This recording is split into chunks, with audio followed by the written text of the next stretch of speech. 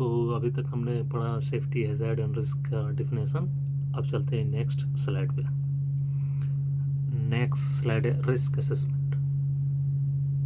इसका डिफिनेशन होता है risk assessment is process of identifying hazard in the work place and formulating control measure against them.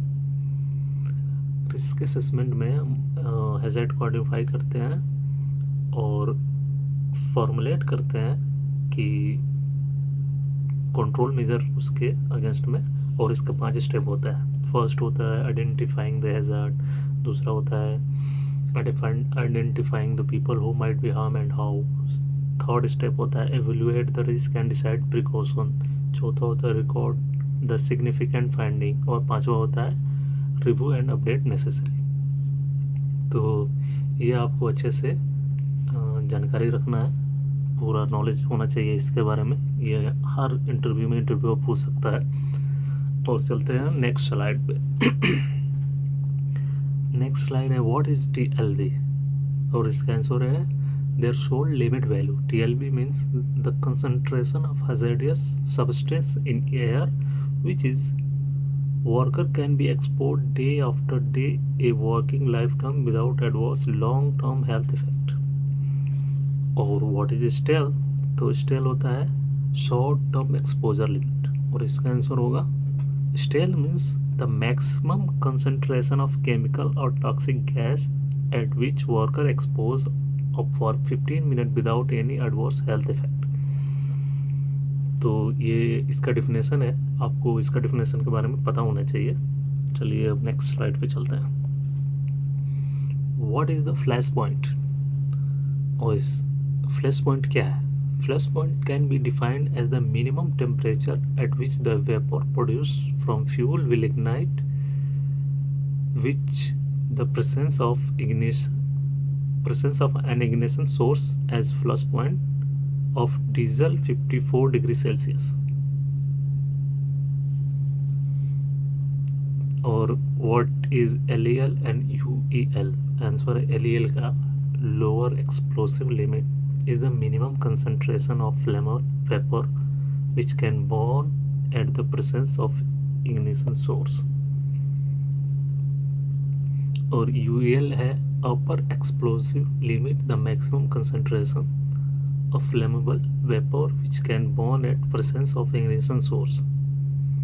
तो ये भी इस चीज़ का डिफिनेशन ही है, तो आपको पता होना चाहिए डिफिनेशन। चलते हैं नेक्स्ट स्लाइड पे। What is the what is the PTW? Permit to work is written permission. ये इसका डिफिनेशन है वर्क परमिट का। Permit to work is written permission issued by authorized person to carry out an activity in safe manner at a certain location for fixed period of time। ये work permit का permit to work का definition है। अब चलते हैं what is confined space.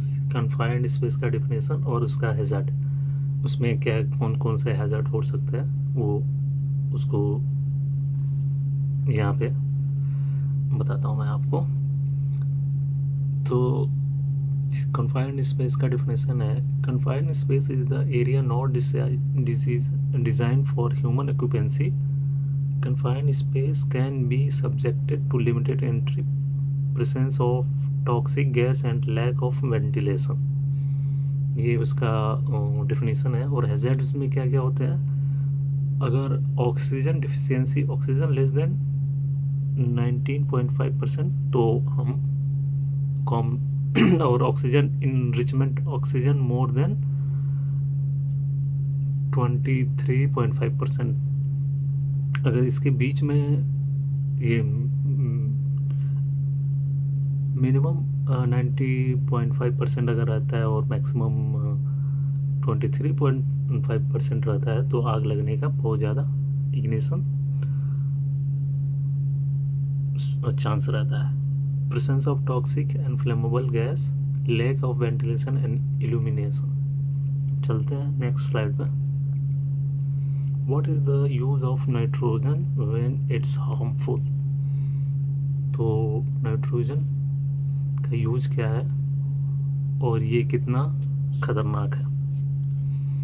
Nitrogen gas generally used in shutdown project for purging because nitrogen displaces oxygen and flammable gas from pipe equipment, but above 78% nitrogen is now the